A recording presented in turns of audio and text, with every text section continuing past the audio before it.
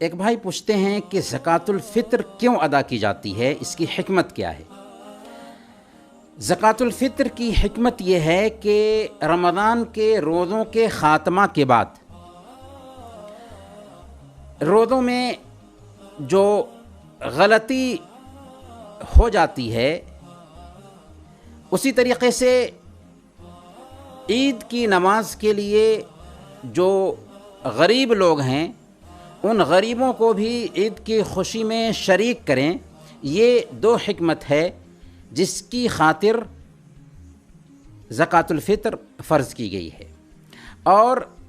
اس کو ہم زکوٰۃ الفطر بھی کہتے ہیں، اس کو ہم صدقۃ الفطر بھی کہتے ہیں، اس کو ہم فطرانہ بھی کہتے ہیں۔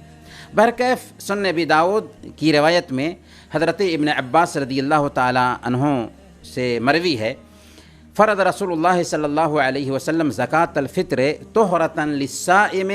من اللغو والرفث وطعمۃ للمساکین، کہ اللہ کے رسول صلی اللہ علیہ وسلم نے زکوٰۃ الفطر فرض کیا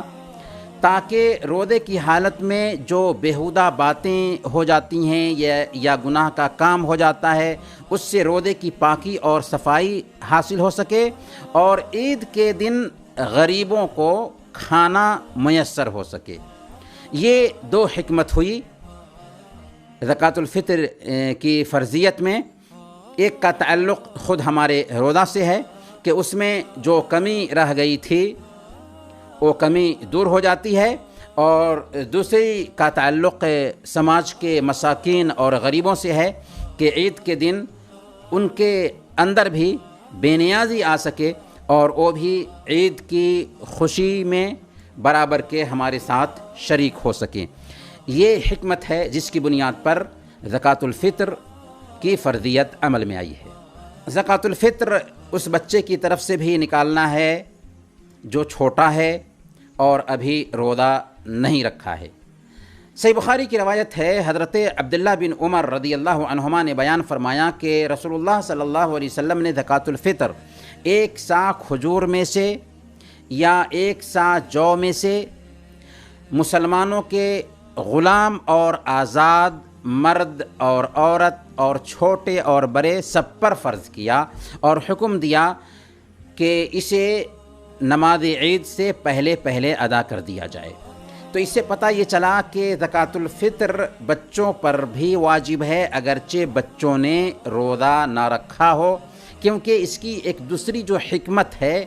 وہ یہ ہے کہ غریبوں کے لیے کھانا، تو طعمۃ للمساکین، یہ حکمت اس سے ادا ہو جاتی ہے کہ اللہ رب العالمین نے ہمیں مال دیا ہے تو ہم اپنے بچوں کی طرف سے بھی اسے نکالیں۔ یہاں تک کہ زکوٰۃ الفطر اس بچے کی طرف سے بھی نکالنا ہوگا جو رمضان کے آخری دن سورج ڈوبنے سے پہلے پیدا ہوا ہو۔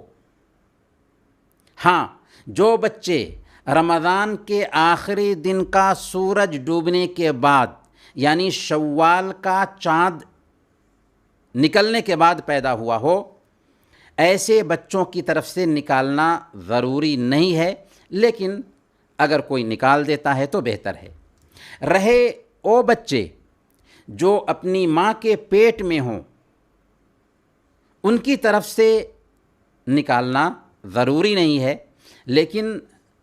اگر کوئی نکالنا چاہے تو نکال سکتا ہے۔ حضرت عثمان رضی اللہ تعالی عنہ